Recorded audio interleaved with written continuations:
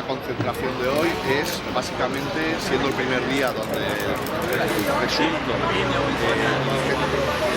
la causa que se juicia hoy iba a declarar, era por una parte pedir que la justicia sea ejemplificante de lo que es la lucha contra la corrupción y también que pueda asegurar la devolución del dinero